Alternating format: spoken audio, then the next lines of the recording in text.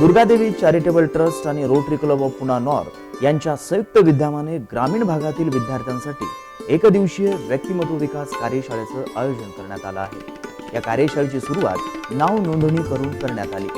या कार्यशाळेमध्ये प्रश्नमंजुषा, पुष्पगुच्छ सजावट, मराठी, हिंदी, इंग्रजी वक्तृत्व, समूहगीत, पथनाट्य, चित्रकला यासारख्या 10 स्पर्धांचा समावेश आहे। स्पर्धक म्हणून पुणे, अहमदनगर आणि सातारा जिल्ह्यातील 200 स्पर्धक सहभागी झाले आहेत। या कार्यक्रमाला पाहुणे म्हणून आपल्याला लाभलेले आहेत स्वरूप वर्धनीचे अध्यक्ष कल्याण वर्धे सर, जे की व्यावसायिक म्हणून आणि एक लेखक म्हणून खूप नावाजलेले आहेत।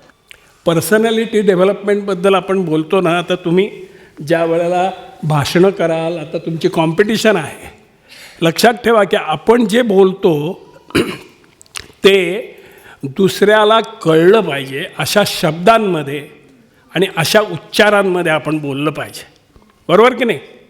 तर हे आपल्याला पर्सनॅलिटीच्या दृष्टीने फार महत्त्वाचं आहे। व्यक्तिमत्व आपलं लोकांच्या लक्षात राहिलं पाहिजे। आता आपण थेट जाऊयात आजच्या स्पर्धेमधील पहिली स्पर्धा म्हणजे प्रश्नमंजुषा। आकाशवाणी मुंबई येथून आलेल्या जाई वैशंपायन यांनी या स्पर्धेचं संयोजन केलेलं आहे। प्रश्नमंजुषा स्पर्धेमध्ये मी मुख्यत्वे त्यांचे थोडेसे शाळेच्या अभ्यासाचे प्रश्न आणि त्याच्याशी रिलेटेड थोडंसं बाहेरचं अशा पद्धतीने डिझाईन केले।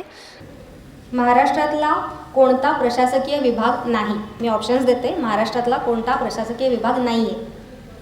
अ. लातूर विभाग, ब. कोकण विभाग, क. पुणे विभाग आणि ड. औरंगाबाद विभाग। यापैकी कोणता प्रशासकीय? शाबास।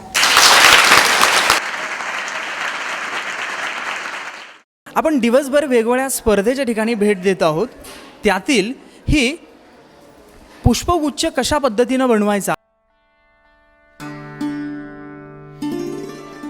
मित्रो, आता आपण आलेलो आहोत एका वेगळ्या स्पर्धेकडं, ती म्हणजे टाकाऊपासून टिकाऊ वस्तू कशा पद्धतीनं बनवायच्या। तर हे विद्यार्थी मित्रांनी अतिशय कौशल्य वेगळ्या पद्धतीचं वापरून टाकाऊ वस्तूंपासून टिकाऊ वस्तू तयार केलेल्या आहेत। या स्पर्धेचं परीक्षक म्हणून काम पाहत आहेत भावना सुरंगे, त्यांच्याकडून जाणून घेऊयात की नेमकी ही स्पर्धा कशी आहे। आता आम्ही असं ठरवलेलं आहे की ह्या सगळ्या मुलांना त्यांच्यातली क्रिएटिव्हिटी बघण्यासाठी आणि ते टाकाऊमधून टिकाऊ वस्तू कशी करतात।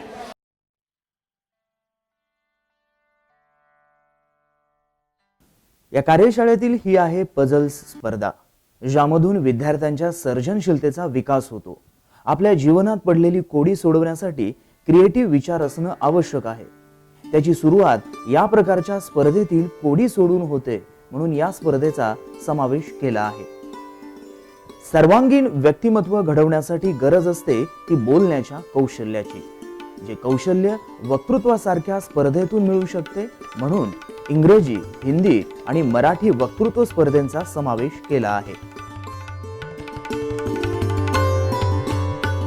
आत्ता ही स्पर्धा जी आयोजित केली आहे, इंग्रजी वक्तृत्व स्पर्धा, मराठी मीडियमच्या शाळांमध्ये जरा मुलांना इंग्रजीत हिचकिच असते म्हणूया, थोडं मनात एक भीती असते, तर त्यांची ती भीती जावी, इंग्लिशमधून बोलायचं त्यांना समजावं आणि एवढंच नाही तर इंग्लिशमधून कम्युनिकेशन कसं करता येईल। मित्रो, आत्ता आपण जाणार आहोत थेट समूहगीत ज्या सभागृहामध्ये सुरू आहेत त्या ठिकाणी।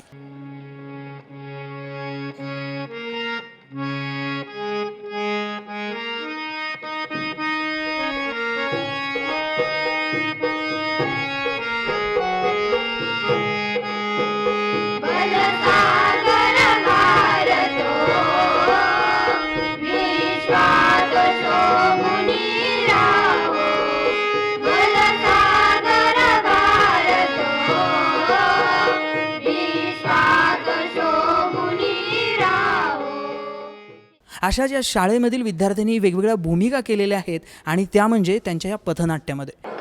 बघा सरपंच। नमस्कार सरपंच साहेब।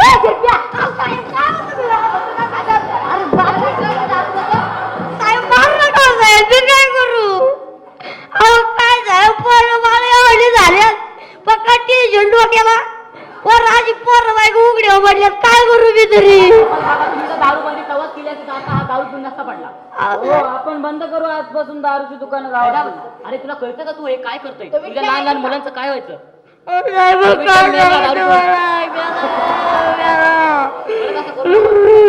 साहेब पाय पडतो तुमच्या.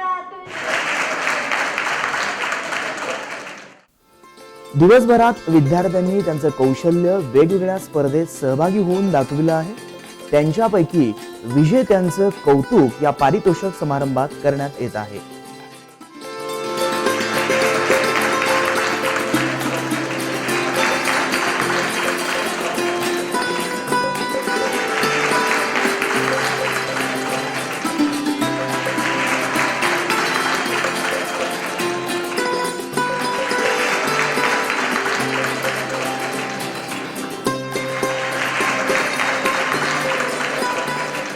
ओव्हरऑल चॅम्पियनशिप अभिनव विद्यालय बांधव.